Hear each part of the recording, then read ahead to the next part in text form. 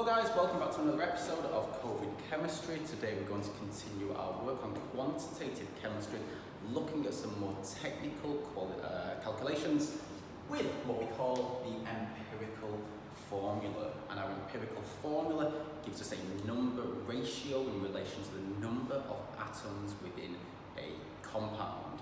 Okay, I was kind of thinking the best way to lay this out, and I think I found the best way. We're going to have a 5-step method to tackle any questions we could have about this.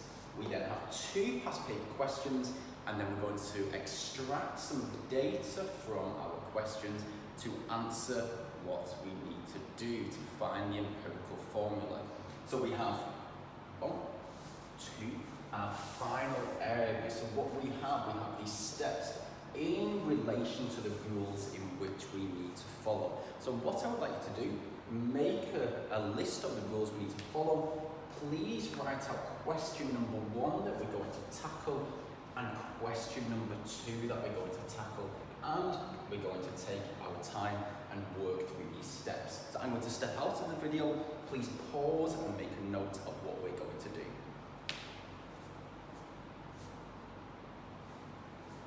Okay, so empirical formula, finding the lowest number ratio of atoms within a compound.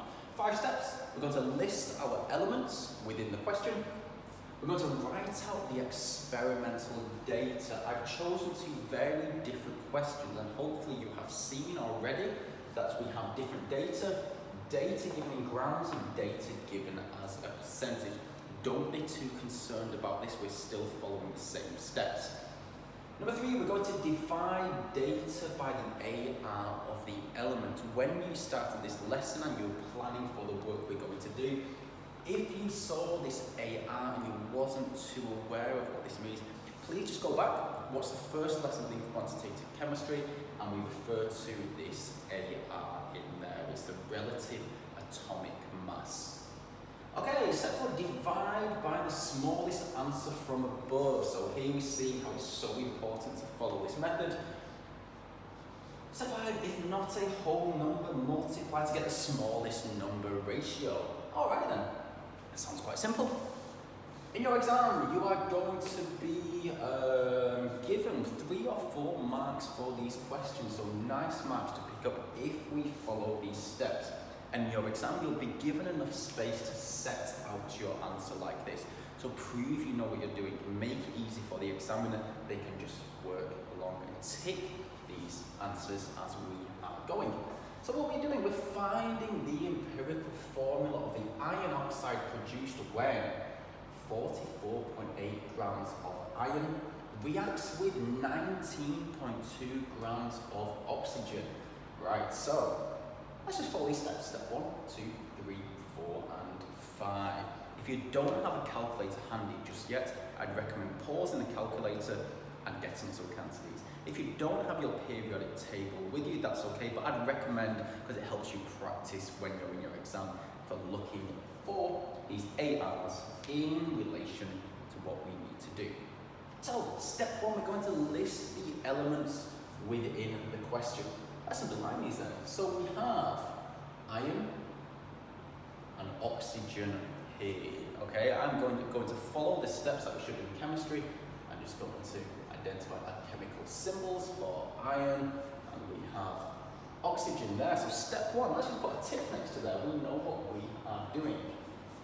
Write out the experimental data given. So the experimental data here, we're given in grams. Could be a percentage, same thing we're doing. So we have for iron 44.8, and for oxygen we have 19.2. That is easy enough. Divide data by the AR of the element. I did mention before, if you're looking at this term, you're not too sure what AR means, just go back, it's fine, take your time, look at the previous video, but AR is the relative atomic mass of these elements. So we need to find in our periodic table iron and oxygen, and we need to find the atomic mass of these. Feel free to pause the video now and just have a look for these. Okay, so Iron has an atomic mass of 56, so we are going to make a division, divide data by the AR of the element, okay? So we're going to do 44.8 divided by 56. That's nice and simple there. We'll calculate it in a minute. And our second one, step 3, oxygen, atomic mass of 16. So we're going to do our 19.2 divided by 16. Let's get our calculators out for that now. So 44.8 divided by 56, that is giving us 0.8. I'll put it there.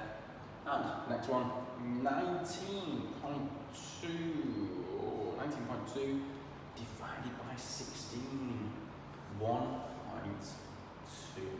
Okay, so we're happy there so far. What do we need to do for step 4? So we've done that. Divide by the smallest answer from above. So the smallest answer from above, 0.8 divided by 0.8. Nice and simple, and it's giving us 1. Now let's just bring this down, just bring all the data down. 1.2 divided by 0.8. What is that giving us? 1.2 divided by 0.8 is giving us 1.5. Okay, we're happy with that.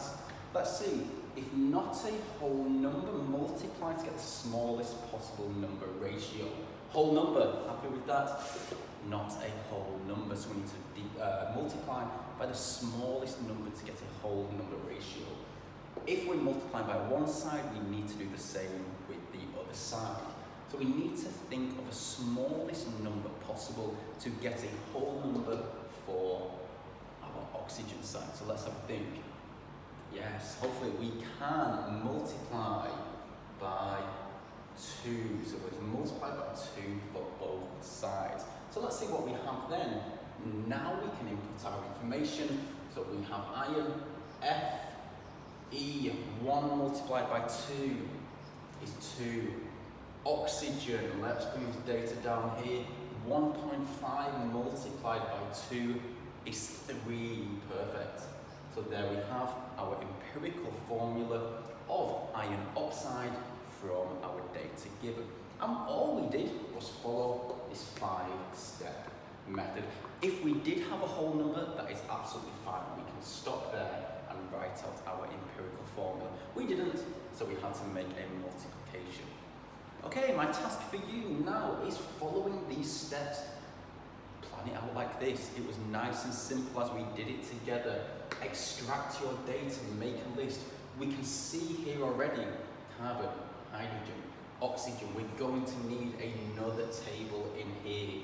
Lay it on carbon, hydrogen, oxygen. We've done task 1 here. Experimental data, same as we did before. Your data, your data, your data. Go to your periodic table, look for the AR, the atomic mass, do your divisions. If we get to the bottom and we're a whole number, great. If not, we need to do some multiplication. Okay, thank you for your attention once again. This is looking at how to calculate the empirical formula.